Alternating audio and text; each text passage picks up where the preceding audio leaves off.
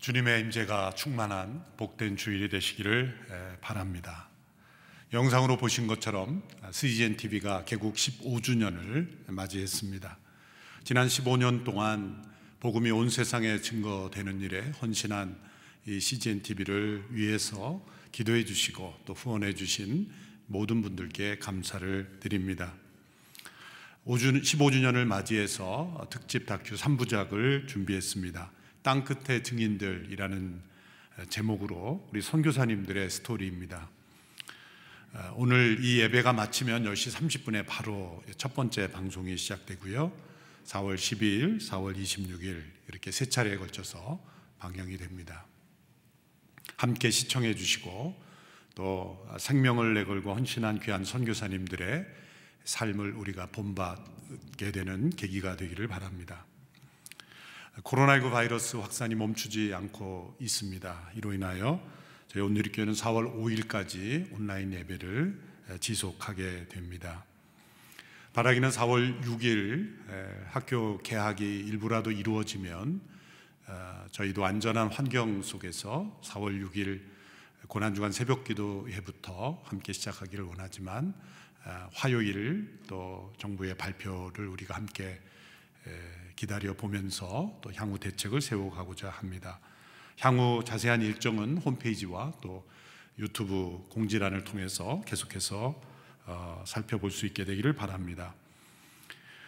1학기 동안의 모든 양육이 온라인으로 전환되기 때문에 우리 성도님께서 양육 홈페이지에서 아이스쿨에서 신청을 해 주시기 바랍니다. 11개 캠퍼스에서 17개 강좌가 개설이 됩니다. 신청해 주시기 바랍니다. 또 예전에 들었던 과목이라 할지라도 동일하게 학점이 인정되기 때문에 함께 신청하셔서 영적인 유익을 얻는 기간이 될 수 있게 되기 바랍니다. 교단적으로 나라와 교회를 위한 릴레이 기도를 시작을 합니다. 그래서 3월 30일부터 4월 30일까지 한 달 동안 월요일부터 금요일까지 실시가 되는데 저희 교회는 오전 9시부터 오후 9시까지 1시간씩 우리 각 공동체별로 중보기도에 헌신한 분들이 예배당에 나와서 1시간씩 릴레이 기도를 하게 됩니다. 많은 분들이 함께 할 수 없기 때문에 시간당 10명 이하로 제한을 해서 안전에 문제가 없는 선에서 기도를 합니다. 각 공동체에서 신청을 해 주시기 바랍니다. 돌아오는 4월 12일이 부활주일입니다. 교단적으로도 지금 혼란 가운데 있기 때문에 부활주일을 연기하려는 교단도 있고 또 부활주일 연합예배는 5월 17일로 한국교회 전체적인 행사는 뒤로 미뤄졌습니다만 부활주일은 4월 12일입니다. 바라기는 이때 우리가 예배가 다시 시작될 수 있다면 부활주일로 지키고 또 부활주일 우리가 감사헌금 또 4월 비전헌금은 공감 소비 운동 캠페인에 헌신하고자 합니다. 이것은 부활절 이후에 오순절까지 50일이 기쁨의 50일입니다. 부활의 기쁨을 세상 속에 전하는 기간인데요. 이 기간 동안 뜻을 같이 하는 교회들이 함께 교회 인근의 전통시장을 이용해서 또 필요한 소외된 취약계층에게 필요한 물품을 소비해서 전달해 주는 것입니다. 그래서 교회가 지역 상품권을 구매해서 우리 성도님들에게 또 공동체 순을 통해 일부분이지만 나누어 드리면 우리 성도님들이 그 상품권으로 또 본인의 비용을 더해서 전통시장에서 소비를 해서 또 취약계층에 전달해 주는 이러한 운동을 하고자 합니다.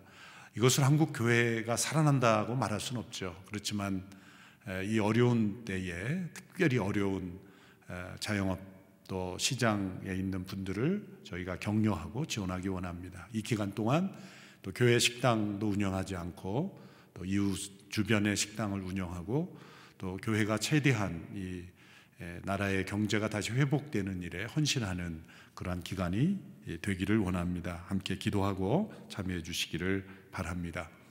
제가 말씀을 듣기 전에 나라와 교회를 위해서 또 함께 합심하여 기도하기를 원합니다. 이 코로나19 재난의 기간을 통하여 우리 모두가 새로워지기를 원합니다. 한국 교회가 새로워지고 또 대한민국이 또 온 세상이 하나님을 두려워하며 겸손하며 하나님을 경외하기를 원합니다. 엄청난 재난으로 인하여 생명을 잃은, 사랑하는 이를 잃은 많은 사람들을 위로하시고, 특별히 감염의 위험 속에 두려워하고 있는 영혼들에게 은혜를 베풀어 주시고, 또 이로 인하여 어려워지는 경제, 이 사회의 많은 문제들 가운데 하나님 이 땅을 긍휼히 여겨 주시옵소서.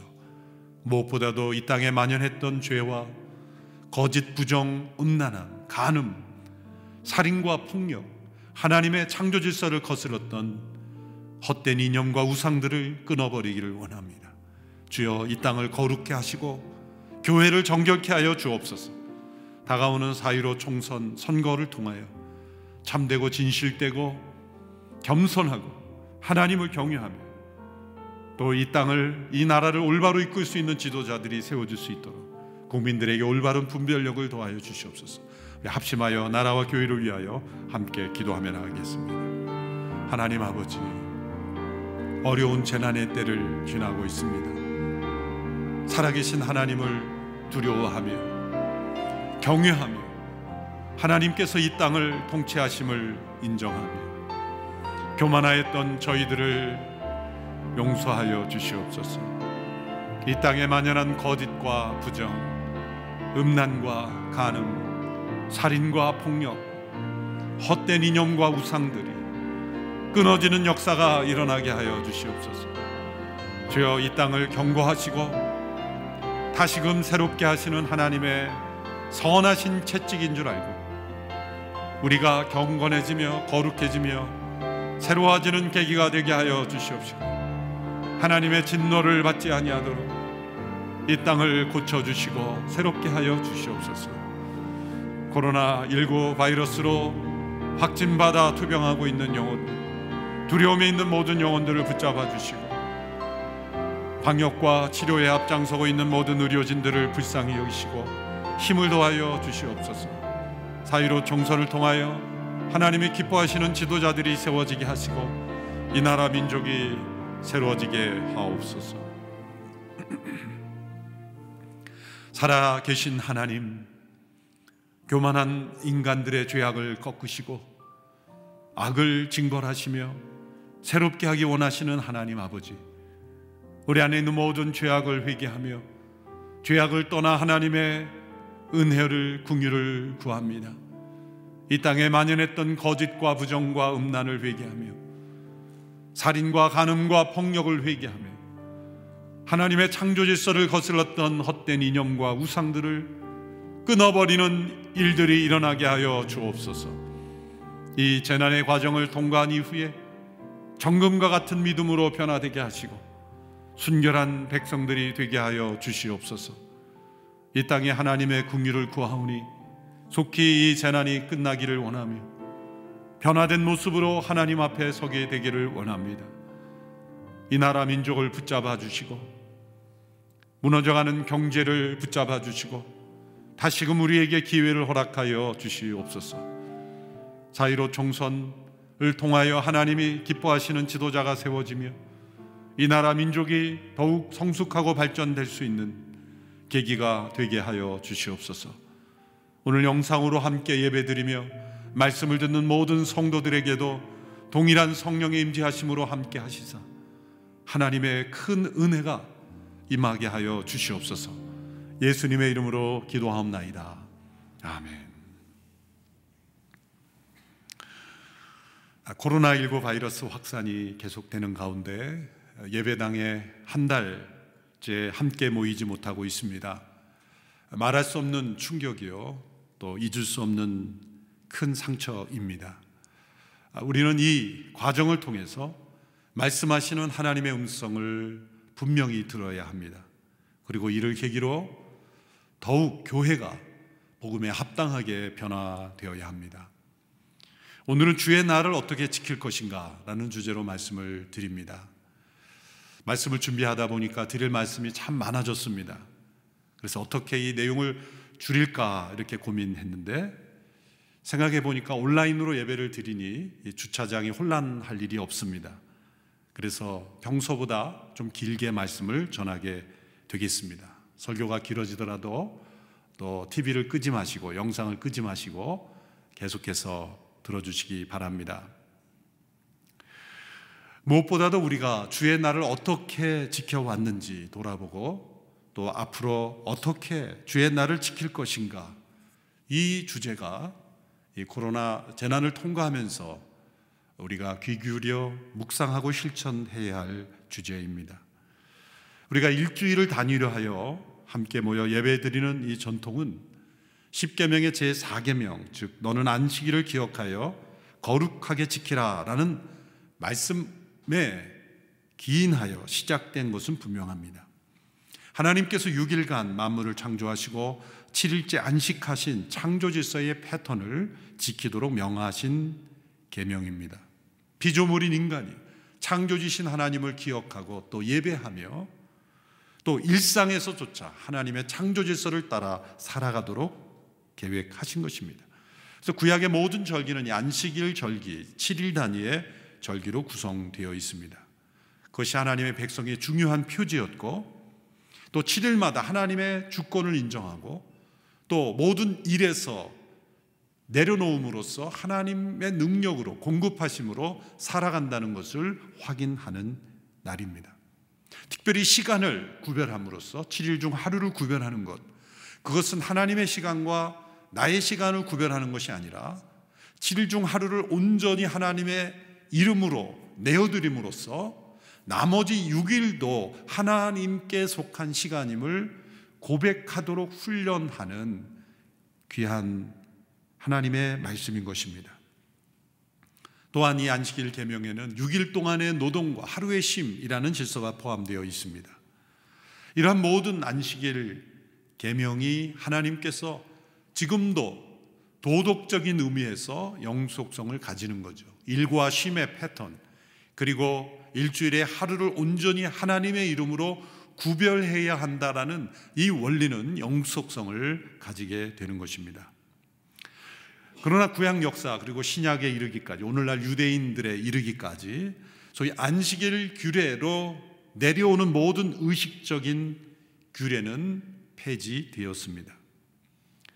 그래서 오늘 우리가 주의 날을 지키는 것은 구약 시대 그리고 신약 시대에 있었던 안식일 규례를 지키는 것이 아닙니다. 예수님의 제자들은 안식일을, 초기 유대 그리스도인들은 안식일을 지키면서도 안식 후 첫날을 함께 모여 예배 드렸습니다. 안식일로서 우리가 주의 날을 지키는 것이 아니라 안식일과 주의 날은 별개로 시작된 것입니다. 7일 중 하루라는 패턴은 동일하게 연속이 되지만 안식일 규례는 사라진 것이죠. 주의 날이라는 명칭이 처음부터 있었던 것은 아닙니다. 요한계시록 1장에 가서야 사도 요한이 주의 날이라는 명칭을 처음으로 사용합니다. 사도행전과 서신서에서는 안식 후 첫날 혹은 안식 후 그 주의 첫째 날이란 단어로 쓰게 됩니다. 오늘날 우리가 영어로는 Sunday, Monday, Tuesday, 이것은 그 당시 로마 시대, 원래 그리스 시대부터 시작했죠.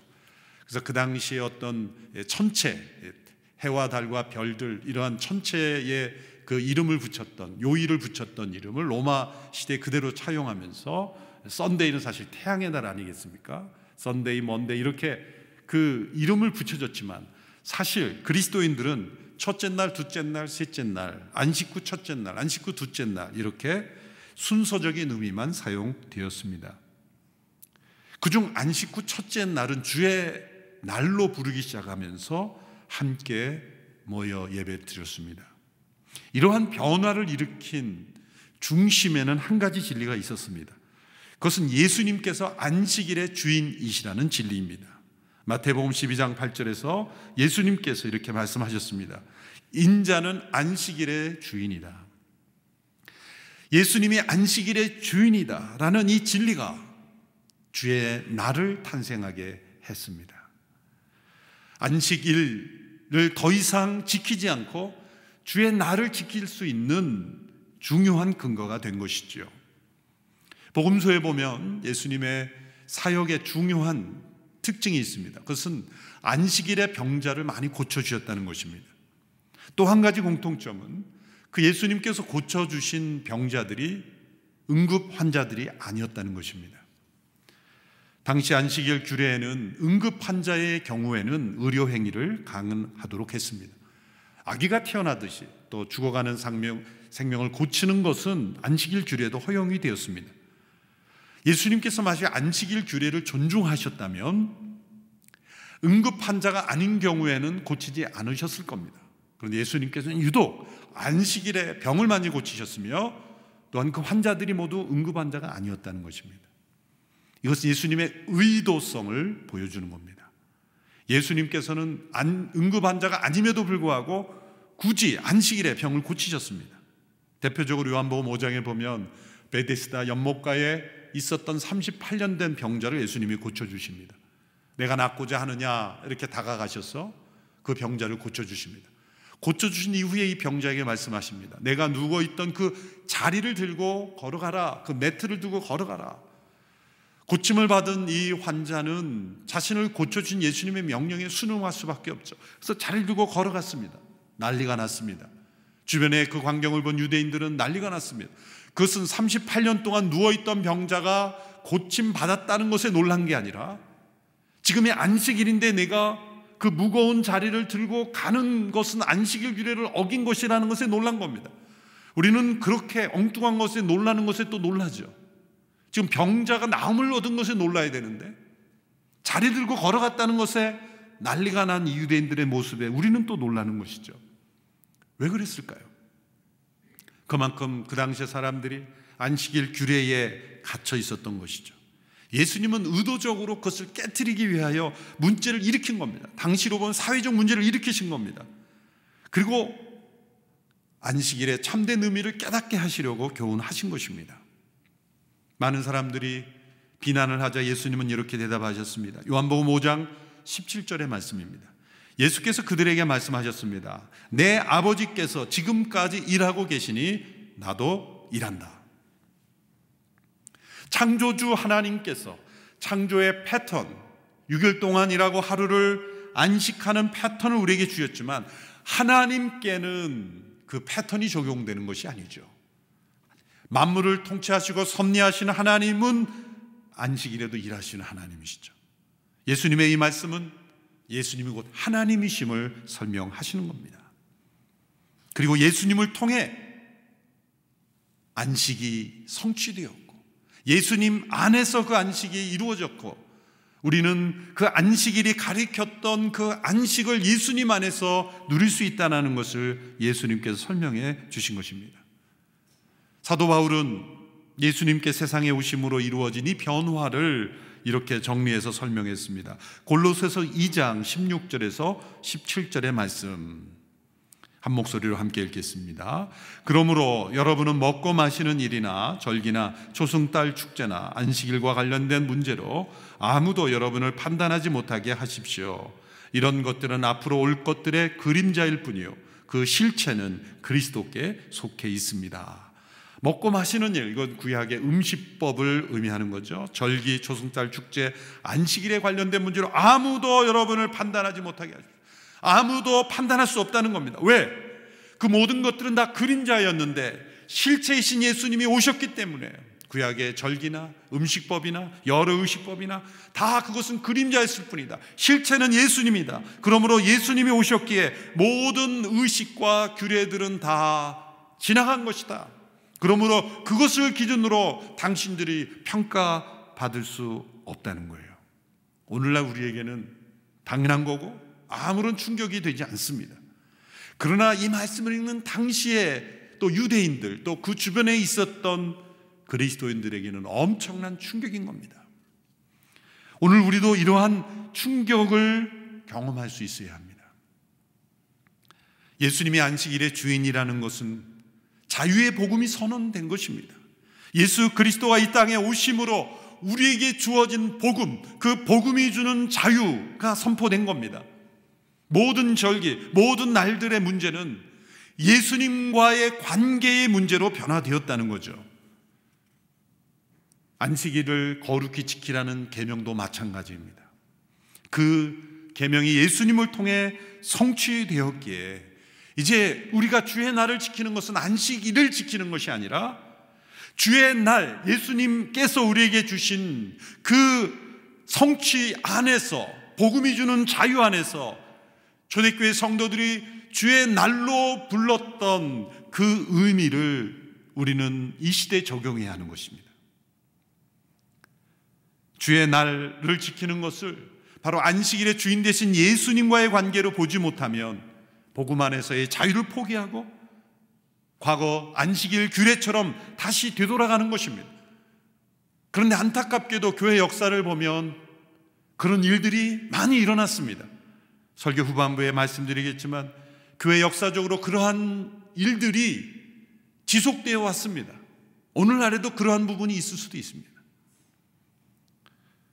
예수님의 제자들이 안식일이 아닌 다른 날에, 안식 후 첫날에 함께 모여 예배 드리는 것은 역사적 그런 변화가 일어난 이유는 예수님으로부터 받은 내적인 자유, 복음이 가져다주는 이 자유 때문에 가능한 것이었습니다.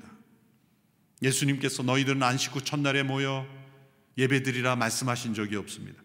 이것은 성도들 안에 임한 성령 안에서 복음이 가져다주는 내적 자유를 근거로 해서 그들이 주의 날이라 부르며 함께 모일 수 있는 자리, 그 자리가 시작이 된 것입니다. 그러나 신약시대에 이런 자유를 누리는 사람들이 더 소수였다는 겁니다. 오히려 상당수의 많은 사람들이 이 복음 안에서의 자유를 누리지 못하고 안식일의 주인 되신 예수님이란 진리를 깨닫지 못하고 예수님을 믿는다고 하면서도 여전히 안식일 규례에 묶이고 할례에 묶이고 여러 율법을 지켜야만 한다라는 그러한 의무감, 그러한 강박관념에 머무는 이들이 훨씬 많았습니다. 그래서 쓰여진 책이 갈라디아서, 골로새서입니다. 갈라디아 4장 10절에서 11절의 말씀을 보시면 여러분은 날과 달과 절기와 해를 잘도 지킵니다. 내가 여러분을 위해 수고한 것들이 헛되고 두렵습니다. 이 잘도 지킵니다. 이거는 잘한다는 게 아니죠. 뉘앙스를 잘 이해하셔야 됩니다. 비판하는 겁니다. 여러분들은 날과 달과 해와 절기들을 잘 지키는데 헛된 겁니다. 그것은 복음을 헛되게 하는 겁니다. 예수님을 믿는다고 하면서 할례를 여전히 받아야 되는 것처럼 말하고 또한 안식일 주에 여전히 묶여있는 것, 그것이 복음을 헛되게 하는 것이기에 두렵습니다. 안식일의 주인 되신 예수님, 그분을 만난 이 복음 안에서의 자유가 없었다면 당시의 그리스도인은 절대로 안식일이 아닌 다른 날에 모여 예배 드릴 수 없었던 것입니다. 주의 날의 시작이 복음 안에서의 자유라는 이 원리를 우리는 기억해야 합니다. 안식일을 주의 날이 대체한 것도 아니요, 안식일의 연속동도 아니요, 안식일이 아닌 또 다른 날에, 안식 후 첫날에 그들이 함께 모여 예배 드린 것은, 그래서 주의 날이 시작이 된 것은 복음 안에서의 자유, 예수님과 우리와의 관계 속에서 누리는 내적 자유에 기초한 것, 그것이 주의 날의 가장 중요한 원리라는 것을 우리는 기억해야 합니다. 그렇다면 초대 그리스도인들이 안식 후 첫째 날에 모여 그날을 주의 날이라 부르며 모일 때는 어떤 의미가 있었습니까? 첫째로, 주의 날은 예수님의 부활을 기념하고 기뻐하는 날입니다. 안식 후 첫째 날에 모인 것은 그날이 예수님께서 부활하셨기 때문이죠. 막달라 마리아를 만나주신 날도, 또 엠마오로 가는 두 제자를 만나주신 날도, 또 제자들이 두려워 모여있던 때에도 모두 안식 후 첫째 날 예수님이 집중적으로 제자들에게 나타나셨고, 제자들은 그 안식 후 첫째 날에 부활하신 예수님을 만나는 충격과 기쁨이 있었다는 겁니다. 따라서 주의 날은 안식일을 대체하는 날이 아니라, 대신하는 날이 아니라 그와 별도로 예수님의 부활을 기념하고 기뻐하는 날이었습니다. 그래서 초기 제자들은 안식일도 지키고 그리고 주의 날도 지켰던 것이죠. 그러나 안식일은 지키지 않아도 되는데 사회적 관습 때문에 함께 그저 어울렸던 것입니다. 사회적 구성원으로서 함께 참여했던 것이지 그들이 지켜야만 하나님의 백성으로 인정받기 때문에 지킨 것은 아닙니다. 그러나 그 과도기적인 시간이 필요했죠. 그래서 사도행전과 서신서에 나타난 많은 갈등들, 이 날의 문제, 절기의 문제로 인하여 갈등하는 유대인들, 또 이방인들에게 그것을 요구하는 문제들, 그것이 바로 신약의 역사인 것입니다. 그러나 점차적으로 그리스도인들은 그 복음의 자유를 점점 누리기 시작했습니다. 느헤미야 시대의 백성들이 하나님의 말씀을 듣고 슬피 울며 회개하여 슬퍼하였을 때 참된 주의 날의 의미가 예언적으로 선포되었습니다. 오늘 본문의 말씀을 보면 이 날은 우리 하나님 여호와의 거룩한 날이니 슬퍼하거나 울지 말라. 이 날은 주의 거룩한 날이니 슬퍼하지 말라. 여호와를 기뻐하는 것이 너희의 힘이라. 주의 날을 거룩하게 지키는 것은 세상에 어떠한 일이 있다 할지라도 하나님을 기뻐하는 것입니다. 왜냐하면 우리 예수님께서 십자가에 죽으셨고 부활하셨기 때문입니다. 생명의 능력이 나타났기 때문입니다. 죽음을 이기는 승리가 우리에게 주어졌기 때문입니다. 그것이 전염병이건 재난이건 어떤 지진이건 전쟁이건 어떠한 개인의 질병이건 주의 날을 지킬 수 있는 것은 예수님의 부활의 승리를 기뻐하는 날이 되는 것입니다. 예수님의 부활을 기억하고 기념함으로써 우리의 삶 속에 무슨 일이 일어난다 할지라도 예수님의 부활로 인하여 여호와를 기뻐하며 힘을 얻을 수 있는 겁니다. 지난 한 주 동안 잘 지내서 감사합니다. 그 정도가 아니에요. 그러므로 주의 날을 지킨다는 것은 공예배를 한두 시간 지키는 것보다 더 큰 일이요, 더 넓은 의미요, 더 위대한 일인 것입니다. 만일 예배당에 모여 한두 시간 예배를 드리지만 부활의 기쁨과 그 승리의 능력을 힘입어 여호와를 기뻐하는 힘이 없었다면 그것은 주의 날을 지키지 않은 것입니다. 둘째로 주의 날은 예수님의 새 창조를 시작하셨음을 찬양하는 날입니다. 창세기 1장에서 6일간의 창조를 통해 7일간의 안식을 하셨는데 사실 그것은 우리 육신의 쉼을 주는 것뿐만 아니라 장차 안식의 날이 다가온다는 것을 미리 보여주시는 것이었습니다. 이 패턴을 통하여 영원한 안식이 우리에게 다가오고 있다는 것을 보여주는 겁니다.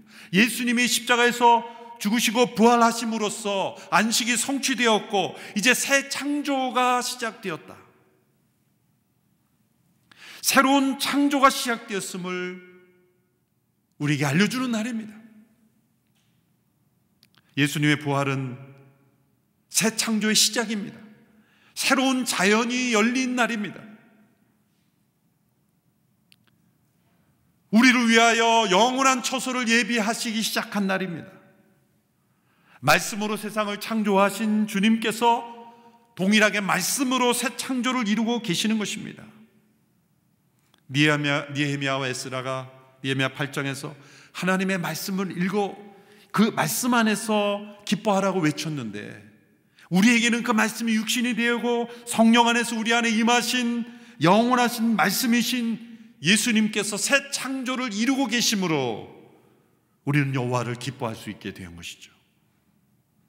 고린도서 5장 17절의 말씀, 누구든지 그리스도 안에 있으면 새로운 피조물이라 이전 것은 지나갔으니 보라 새 것이 되었도다. 이 새로운 피조물, 보라 새 것, 이것은 옛날과 좀 달라졌네, 착해졌네, 선해졌네 그런 게 아닙니다. 완전히 새로운 피조물이 된다는 겁니다. 예수님이 부활하신 몸으로 새 창조의 시작의 첫 열매가 되었듯이 우리도 완전히 새로운 피조물의 영역으로 들어갔다는 거예요. 그러므로 주의 날은 새 창조를 찬양하는 날입니다. 이 종말의 때에 이런 전염병 재난이 또다시 일어날 거라고 전문가들이 말하지 않습니까? 성경에 근거하면 죄송하지만 이 전염병뿐만 아니라 더 큰 재앙이 기다리고 있습니다. 전염병 재난으로 인하여 우리가 절망한다면 앞으로 다가올 더 큰 재난은 어떻게 우리가 이기겠습니까? 그것은 새 창조의 은혜를 덧입어야만 우리가 이 땅의 모든 고난과 재난을 이길 수 있는 겁니다. 과학기술이 문명이 이 재난을 막아주지 못합니다. 어느 정도 노력은 해서 극복은 하겠죠. 그러나 새 창조의 영역에 들어가지 않고는 이 땅은 소망이 없습니다. 주의 날은 바로 새 창조가 시작되었고 영원한 새 창조의 사역을 하고 계신 주님을 바라보는 날입니다. 그로 인하여 힘을 얻는 날이죠. 셋째로 주의 날은 궁극적인 안식일은 영원한 쉼에 대한 소망의 날입니다. 6일간의 창조를 통해 하루를 쉬게 하신 것은 영원한 쉼이 우리에게 안식이 예비되었다는 것을 바라보게 하는 것입니다. 사도 요한이 성령의 충만함을 받아 새하늘과 새 땅에 대한 비전을 바라본 것은 주의 날이었습니다. 요한복음 1장 10절의 말씀입니다. 나는 주의 날에 성령께 사로잡혀 있었는데 내 뒤에서 울리는 나팔 소리 같은 큰 음성을 들었습니다. 성경에서 주의 날이라고 명확하게 기록된 구절입니다. 그러니까 요한계시록이 기록될 시점에 이르러서 이 초대교회 성도들 가운데 주의 날이라는 용어가 상용화됐다는 걸 알 수가 있습니다. 그 전까지는 안식 후 첫날, 첫째 날 이렇게 불렀습니다. 이 주의 날에 성령이 함께 임하여 영원한 나라를 바라보게 했다는 겁니다. 초대교회 성도들은 이 날을 여덟째 날이다 이렇게 불렀습니다. 여덟째 날, 안식 후 첫날, 안식일이 제7일이고 안식 후 첫날이 여덟째 날이라는 단어를 그 수세기 동안 성도들이 사용했습니다. 초대교회 바나바의 서신이라는 문서를 보면 이 여덟째 날을 이렇게 설명합니다. 나는 오늘날 너희 안식일을 받을 수 없다. 내가 받을 수 있는 안식일은 내가 창조한 안식일일 것이다. 나는 그 안식일에 만물을 쉬게 하고 여덟째 날의 시작, 다시 말해 또 다른 세상의 시작을 창조하리라. 우리가 여덟째 날을 즐겁게 축하해야 하는 이유는 이것이다. 이 날은 예수께서 죽은 자들 가운데 살아나신 날이며 모든 이에게 자신을 알리신 후에 하늘로 올라가신 날이기 때문이다. 성경에서도 이 여덟째라는 숫자가 예표적인 의미로 여러 군데 사용됐죠. 노아의 홍수에 생존한 사람의 숫자도 8명이고 또 구약 율법에서도 난지 여덟째 날에 8일 만에 할례를 하도록 했죠. 왜 8일입니까? 여덟째 날, 그 제도 자체가 모든 것이 다 안식 후 첫날, 여덟째 날에 일어날 예수님의 사역을 예표하는 거죠. 3세기 중엽 키프리아누스라는 분은 이렇게 여덟째 날을 설명했습니다. 유대교에서 여덟째 날에 행하는 할례 의식은 그리스도의 오심을 가리키는 잘 보이지 않는 신비였다. 안식일 후 첫째 날인 여덟째 날은 주께서 다시 살아나신 날이었고 그래서 우리에게는 영적 할례의 시작이 되었다. 안식일 후 첫째 날이자 주의 날인 여덟째 날은 일종의 표적으로서 먼저 왔다. 실제가 제자리에 오자 표적은 그쳤고 우리는 영적 할례를 받았다. 더 나아가 성 어거스틴의 하나님의 도성에도 여덟째 날에 대한 이야기가 나옵니다. 그날은 주의 날, 여덟째 날, 영원한 날이 시작되는 날이다. 그날은 영혼의 영원한 쉼은 물론이고 육신의 영원한 쉼의 원형이다. 우리는 그날을 보면서 사랑하고 찬양하며 기뻐하리라. 여덟째 날, 이것은 영원한 나라에 대한 소망의 날입니다. 우리가 이 땅에서 새 힘을 얻고 살아가는 능력만이 아니라 영원한 나라를 소망하는 날이에요. 그러므로 주의 날은 주의 부활을 기뻐하는 날이요, 새 창조를 찬양하는 날이요, 그리고 영원한 나라를 소망하는 날입니다. 코로나19 재난으로 인해서 주의 날을 지키고 있지 못하다, 주일을 성수하고 있지 못하다 안타까워 있는 분들이 있을 겁니다. 기억할 것은 주의 날을 지키는 것은 함께 모여 한두 시간 공예배를 드리는 것보다 훨씬 더 넓고 큰 의미가 있다는 것을 기억해야 합니다. 혹 안타깝고 힘들어하는 부분이 예배당에 나와 어떤 익숙한 예배와 활동을 하는 것을 주의 날을 지켰다라는 것이 전부라고 생각해서는 안 됩니다. 그것이 주의 날을 지키지 못하는 것이라고 동의시할 필요는 없습니다. 오히려 이번 기회에 우리가 주의 날의 참된 의미를 잃어버리고 예배당 중심의 예배와 활동을 주의 날을 지킨 것이라고 생각했던 고정관념을 깨트리는 계기가 된다면 우리는 유익을 얻는 것입니다.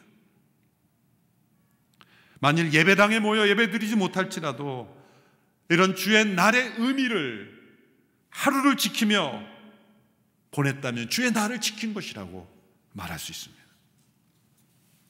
주의 날을 거룩히 지킨다는 이유로 만일 유대인이 안식일 주일을 지키듯이 율법적으로 지키는 것을 지향한다면 그것은 복음이 주는 자유를 잃어버리는 것입니다. 갈라디아서와 골로새서에서 사도 바울이 강하게 도전했던 자유를 스스로 포기하는 모습입니다. 역사적으로 그것이 많이 일어났어요. 유대인들이 안식일에 금지된 그 규례를 지키고 그 당시에 지켰을 뿐만 아니라 지금까지 지키는 모습을 보면 우리는 왜 저러지라고 의아해할지 모르죠. 근데 실제로 교회 역사 속에 그런 일들이 많이 일어났습니다. 유대인들은 말할 것도 없죠. 주전 167년에 안티오쿠스 에피파네스의 군인들이 쳐들어왔을 때 그날의 안식일에 쳐들어온 이유가 유대인들은 안식일에 전쟁하지 않기 때문이라는 걸 알았기 때문이죠. 그 전략이 적중했죠.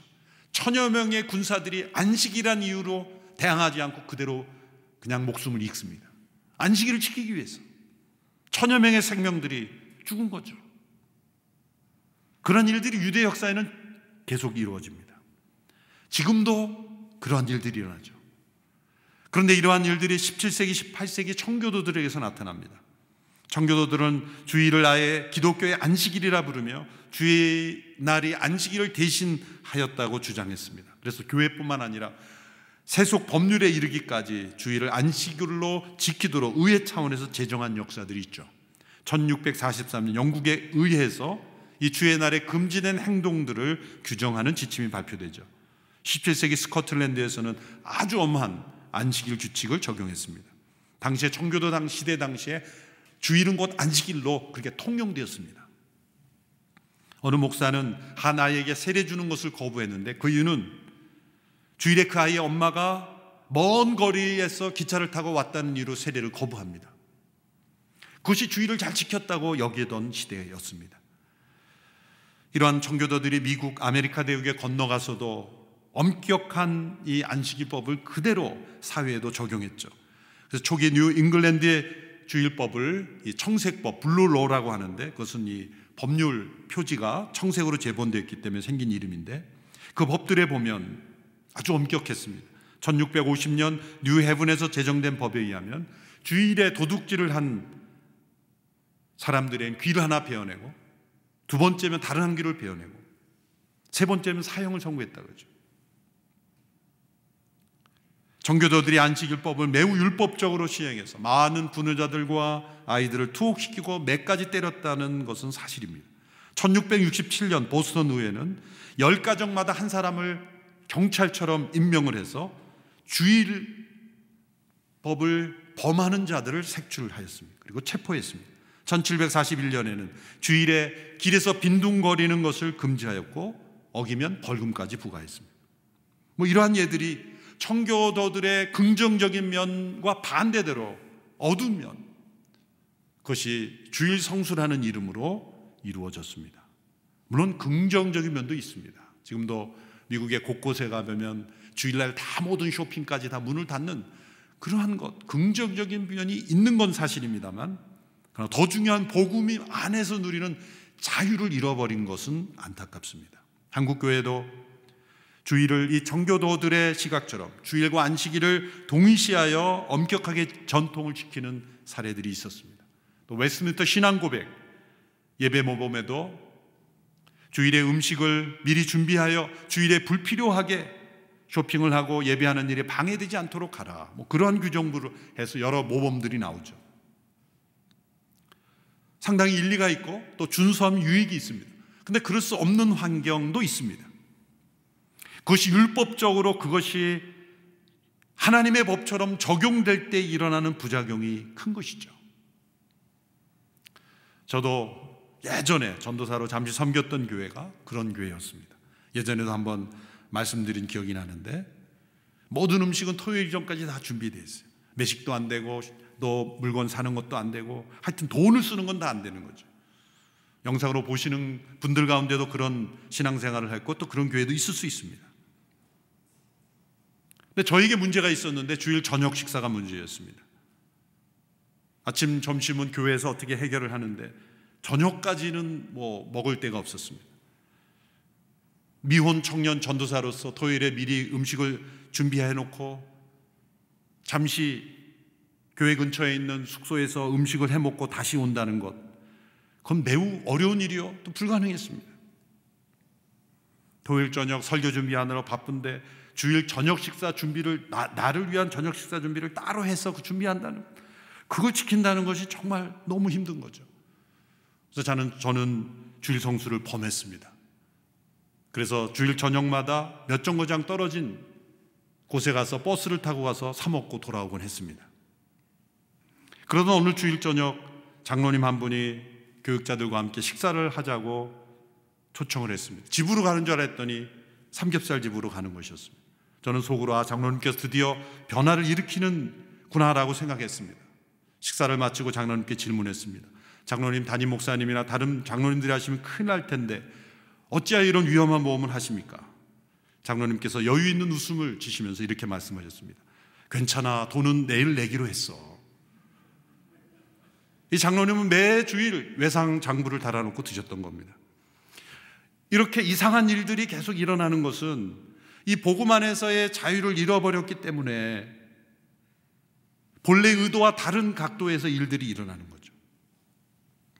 한국의 대표적인 장로교 신학자인 박윤선 목사님이 부산에 있던 고려신학교 교장에서 쫓겨난 사건이 있었습니다.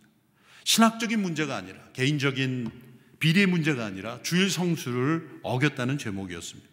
당시 박윤선 목사님은 주일에만 떠나는 배편으로 선교사님을 배웅하기 위해 항구에 나간 겁니다. 그런데 잠시 환송 예배를 드리고 돌아오는데 늦은 겁니다. 주일 예배에 참석을 못했습니다. 이것이 문제가 되어서 신학교 교장직에서 사임해야만 했습니다. 그 당시에 이 박윤선 목사님을 사임시킨 분들은 신앙의 정조를 지킨다고, 순결을 지켜야 된다고 주장했겠죠. 그러나 이 주의 날을 어떻게 지킬 것인가에 대한 이 복음 안에서의 시각을 보면 정말 어처구니 없는 일을 한 것이죠. 이런 말씀을 드린 이유는 뭡니까? 이 전염병 사태로 인하여 우리가 함께 모이지 못하는 이 기간 동안 주일 성수가 무너졌다라고 말하는 것은 어떠한 관념 속에, 어떠한 생각 속에서 주일 성수를 생각하는지를 생각해 봐야 된다는 거예요. 그것은 예배당에서 예배를 드리는 예배 시간, 그것을 주의 날을 지키는 전부라고 생각하면 분명히 무너진 거죠. 그러나 온라인으로 가정에서 예배를 드리고 다른 형태로 함께 가정 예배로 드리는 것이 주의 날이 무너졌다, 그것은 아닙니다. 과거 역사에 있었던 안식일 엄수주의, 그 형태로 보면 분명 무너졌다고 볼 수 있지만 이번 기회에 정말 새롭게 변화해야 되는 것은 주의 날을 지키는 것이 어떤 의미인가? 그것은 잠시 한두 시간의 예배가 아니라 하루를 온전히 내는 거며, 그것이 쉼의 날인 동시에 부활을 기뻐하며 새 창조를 찬양하며 또한 영원한 날을 소망하는 것으로 힘을 얻는 날이었다. 오늘 이 교회는 코로나19 바이러스가 완전히 종식되지 않는 상태에서 만일 4월 6일 일부라도 개학이 이루어진다면 안전수칙을 지키며 다시 모일 수 있는 안전한 예배 환경을 준비하고 있습니다. 충분한 안전거리를 두고 앉을 수 있도록 좌석수를 4분의 1 아니 5분의 1 수준으로 줄이고, 또 어떤 성도가 참여했는지, 어떤 자리에 앉았는지까지 확인할 것입니다.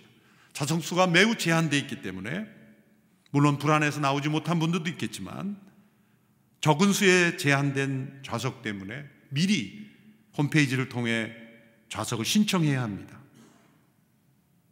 만일 4월 6일 일부 개학이 이루어진다면 고난주간 새벽기도부터 이러한 시스템으로 시작하려고 합니다.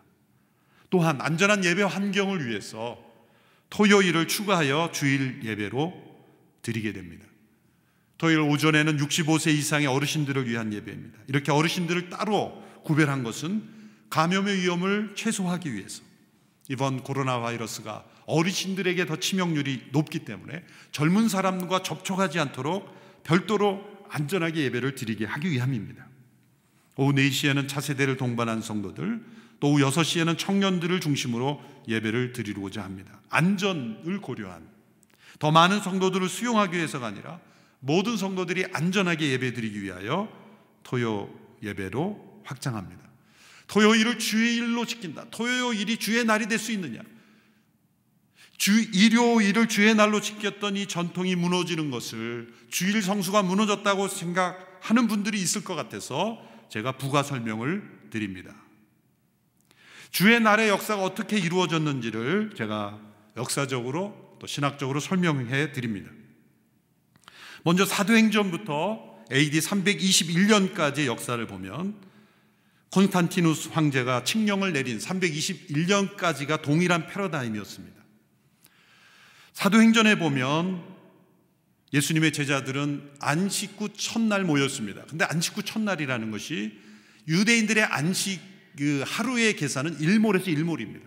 그러니까 안식일은 금요일 일몰부터 토요일 일몰입니다. 우리처럼 아침부터 저녁이 아니라 저녁부터 저녁인 거죠. 그러므로 안식 후 첫날일 때는 토요일 저녁부터 안식 후 첫날이 시작이 됩니다. 그래서 성경에 안식 후 첫날이라고 할 때는 저녁부터, 저녁 식사부터 시작이 됩니다. 그들은 안식일을 지킨 후에 다시 모였던 겁니다. 그래서 저녁 식사를 하면서 예배를 드렸습니다. 사도행전 20장 7절에 보면 안식 후 첫날에 빵을 떼기에 모였습니다. 바울이 사람들에게 말씀을 전했는데 그는 다음날 떠날 예정이기 때문에 강로를 한밤중까지 계속했다. 그러니까 설교가 한밤중까지 된 거예요. 토요일 저녁 늦은 시간까지 된 겁니다. 그래서 이때 사고가 나죠. 유두고라는 사람이 창틀에 앉아 있다가 떨어져 죽잖아요. 그것은 바울이 설교를 지루하게 했기 때문일 수도 있지만 피곤했기 때문입니다. 하루 종일 일하고 안식일도 지키고 그리고 또 저녁에 모였으니 얼마나 피곤했겠습니까? 그래서 유두고가 사고가 난 겁니다. 여기서 안식 후 첫날은 토요일 저녁이었습니다. 그러니까 사도행전에 나타난 모든 안식 후 첫날은 다 토요일 저녁이라고 보시면 됩니다. 그런데 이방인 그리스도인들이 들어오기 시작하면서, 더 많아지기 시작하면서 시간이 바뀌었습니다. 일요일 이른 새벽에 모이기 시작했습니다. 이방인들은 이 안식일 규례에 처음부터 얽매이지 않았기 때문에 이들에게는 토요일 저녁에 모일 이유가 없었던 거죠. 피곤한 토요일 저녁에 쉬어야 되기 때문에 이들은 일요일 새벽에, 이른 새벽에 모여서 이 일을 하기 전에 모여서 예배를 드리고 일하러 나갔던 겁니다. 당시에는 휴일이라는 개념이 없었던 시대였습니다. 그리고 당시에 그리스도인은 대부분 종의 신분을 가진 사람들이 많았습니다. 이들에게는 휴일이 없었습니다. 법정으로 보장된 휴일이 없었기에 이들은 일요일 이른 새벽 예배를 드리고 일을 하러 나간 겁니다. 그래서 AD 321년까지는 토요일 늦은 저녁에서 점차 일요일 이른 새벽, 왜? 많은 수의 이방인들이 모이기 좋기 위해서 유대인들이 일요일 이른 새벽으로 옮겨왔던 것입니다.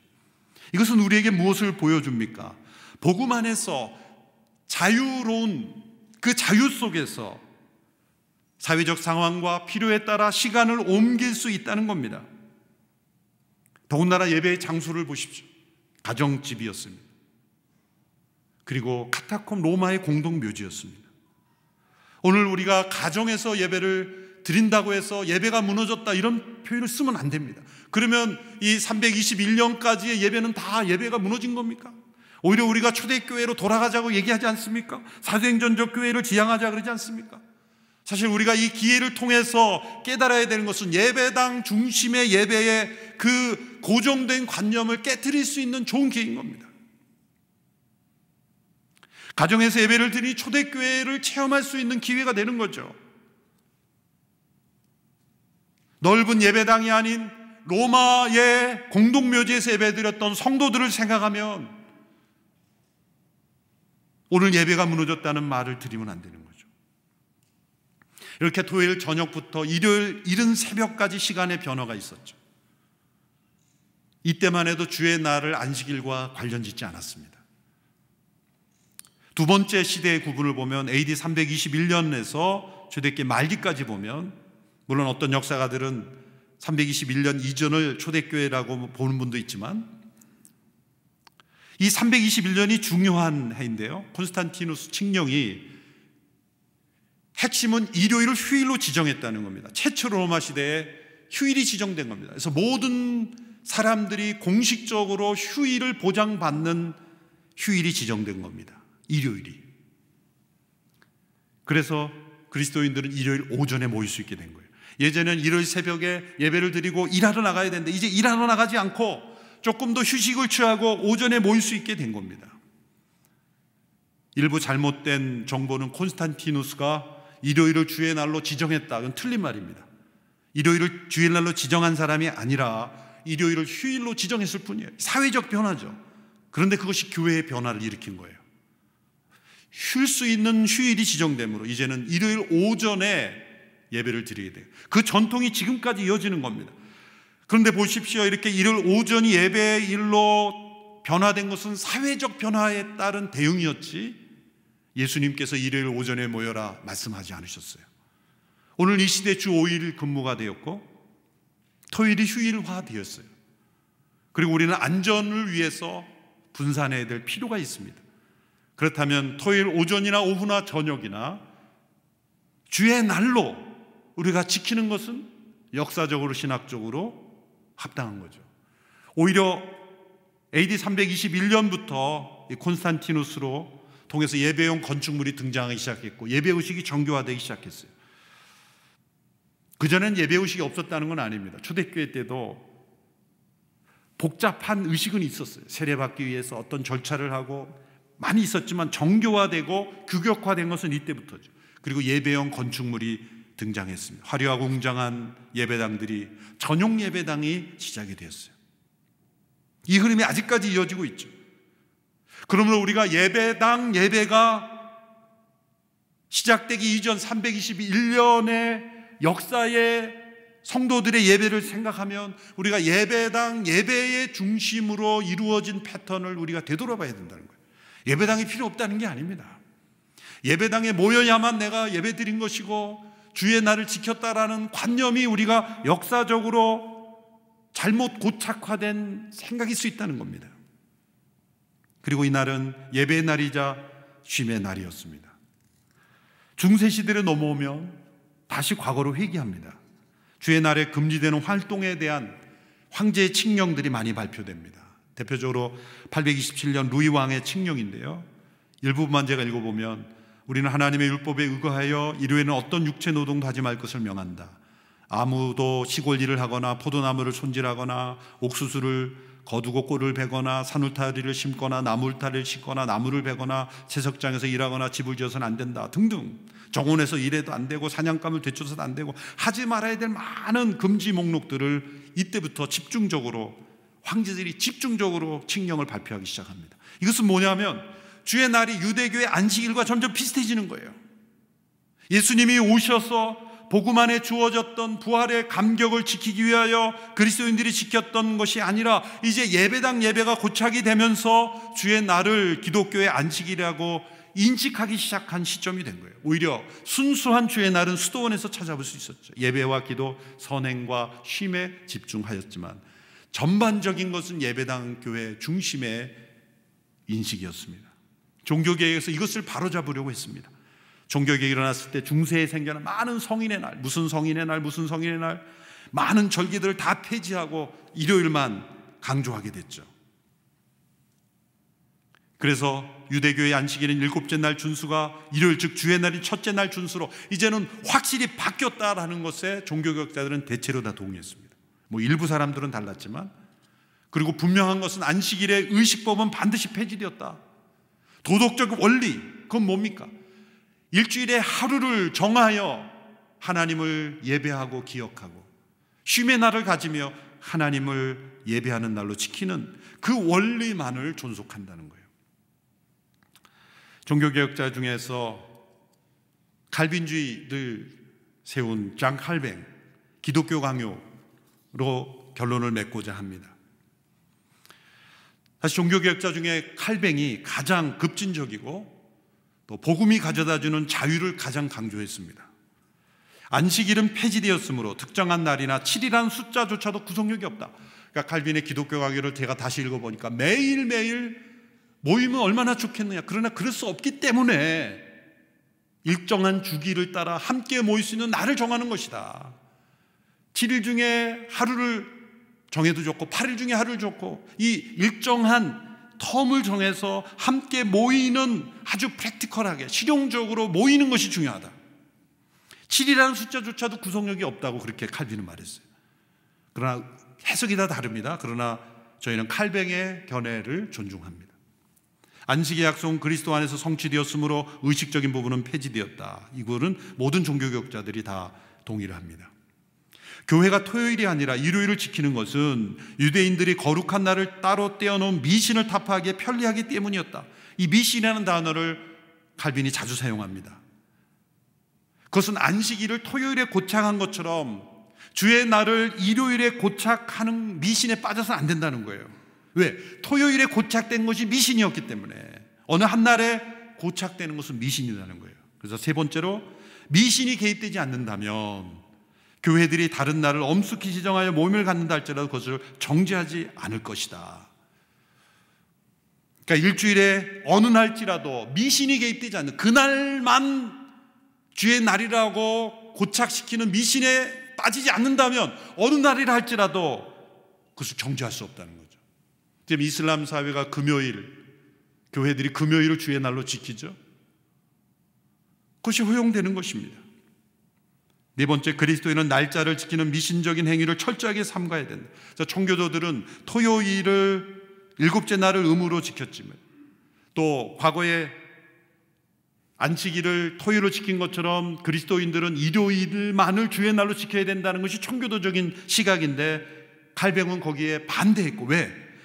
모든 특별한 날은 폐지되었기 때문에 어느 한 날에 모이는 것이 중요한 거다. 이거 아주 프랙티컬한 이유다.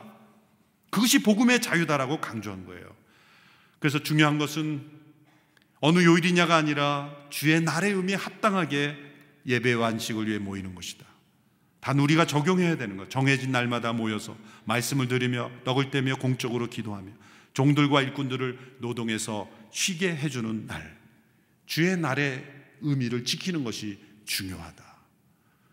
그러면 전통적인 청교도적인 시각의 주일 성수의 개념으로 보는 분들은 토요일을 주의 날로 지키는 것이 안 된다고 말하지만 칼뱅의 해석과 또 복음 안에서의 사도행전과 그 교회 역사의 주의 날의 역사를 보면은 요일은 계속 바뀌었습니다. 또 지구는 둥굽니다. 미국의 어느 주의 토요일 저녁은 서울의 주일 오전이고 서울의 주일 오전은 또 다른 지구에서는 또 다른 날입니다. 어느 한 날을 고착해서 이날만의 주의 날은 없는 거예요. 칼뱅의 견해가 옳은 것입니다. 중요한 것은 날을 지키는 것이 중요한 게 아니라 주의 날을 지키는 것이 중요한 것입니다. 오늘 이 시대에 이 코로나 재난으로 우리가 함께 모일 수 없는 것이 주의 날이 붕괴되었다라는 시각에서 뛰어넘어야 주의 날을 회복합니다. 오히려 가정에서 예배를 또 홀로 예배를 드릴지라도 주의 날을 지키는 훈련을 우리는 해야 됩니다. 또 예배당 중심의 이 예배는 AD 321년부터 예배당이 건축되면서부터 시작이 되었기 때문에 예배당에 나와야 내가 주의 날을 지켰다, 이것도 탈피해야 됩니다. 또 어느 한 날에 고착된 주의 날도 아닙니다. 우리 성도들이 사회적 변화에 따라 함께 모일 수 있는 그날에 주의 날의 의미를 철저히 지킨다면 우리는 참된 주의 날을 지키는 것이라 말할 수가 있습니다. 기도하겠습니다. 하나님 아버지, 주의 날을 지키는 은혜로운 하나님의 백성들이 되기를 원합니다. 이 재난의 때에 여러 가지 혼란스러운 또 믿음의 혼동을 겪고 있는 성도들이 있을 줄 압니다. 우리가 분명하게 하나님의 말씀에 기초하여 복음이 주는 자유 가운데 주의 날을 지켜가는 저희들 되게 하옵소서. 예수님의 이름으로 기도하옵나이다. 아멘.